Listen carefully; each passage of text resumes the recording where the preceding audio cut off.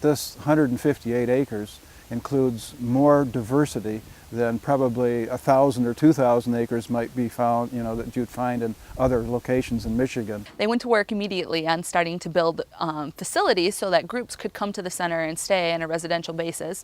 So they built 2 dorm buildings, a classroom building, a main lodge, and our center can house up to 240 students at a time.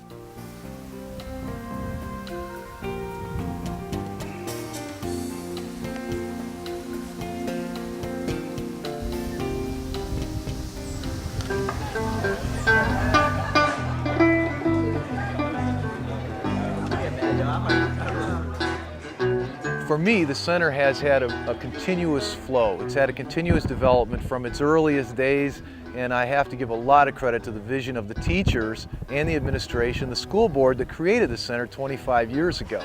And over the years, it's grown and one builds upon the other, and so it's been a continuous flow to the present, and I'm just so pleased to see it where it is today. I think when the camp was designed, it was set up in a very interesting way. There can be 2 groups of children down here from 2 different schools, and we have so much room and so many classrooms and equipment that we're never at a loss for different areas where we can take our students, and it's going to be in a quiet setting. So I think when the inception of the camp was set up, that this thought was in mind. The buildings were built in a very simple manner that has caused them to stay after 25 years in very good shape. The grounds on the Ebersol Center have been always improved. Certain years we maybe put in a boardwalk around the lake that enabled our handicapped children to be able to enjoy all of the grounds in the camp.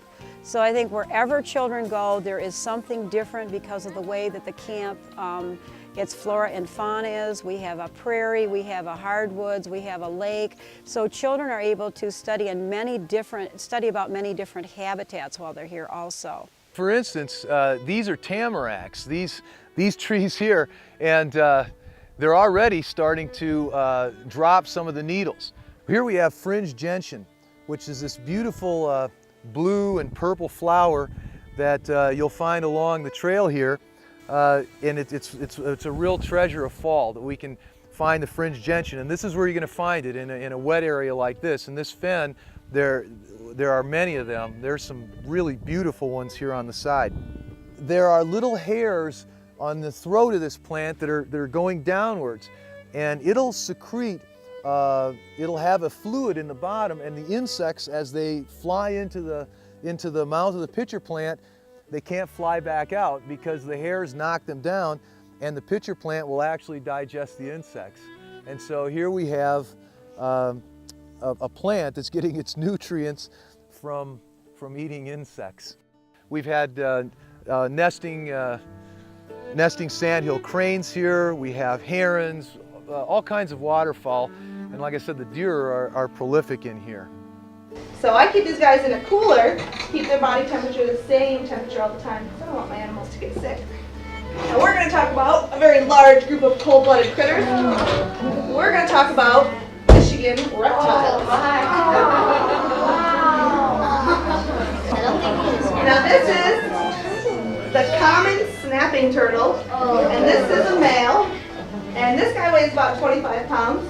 It's not uncommon to see snapping turtles actually that get quite a bit bigger than this in the wild here in Michigan. And we all know turtles have shells, and their shells help to protect them.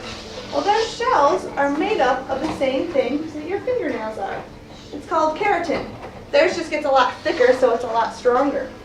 Now, snapping turtles, somebody said they like it when it's wet, and snapping turtles live in the water. Well, this is what snapping turtle shells look like. That's what the top part looks like. It's got lots of cover there. And that's the bottom. Is there very much protection on the bottom? No, this part is very small. He can snap to both sides, all the way back to his legs. So right here where most people pick up turtles on their sides, you can't do that with snapping turtles because they can reach around and grab your hand. So we don't want to do that. Well, maybe I can grab him back here, by the back of his legs and the back of his shell. Take a look at his feet. He's got long, sharp claws in the ends of all of his feet. And if I picked him up like this, and he started kicking and scratching me, what would be the first thing I would do? Right, I'm going to drop him because it's hurting me. Well, if I drop him, he could get injured because he could possibly crack his shell.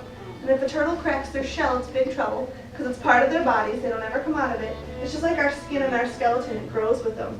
And if he cracked his shell, he could maybe bleed to death from that. He could hurt an organ inside. So we don't want that to happen. Well, the last thing I could possibly do is pick him up by that big old handle of a tail. Raise your hand if you think it's a good idea to pick him up by his tail. A number of children have never had the opportunity to canoe, they've never had an opportunity to go fishing, and you can't believe how excited they are to actually catch a fish, to get in a canoe and paddle across the lake. It's an experience that they've never had before, and to see a child get as excited as they do is just tremendous.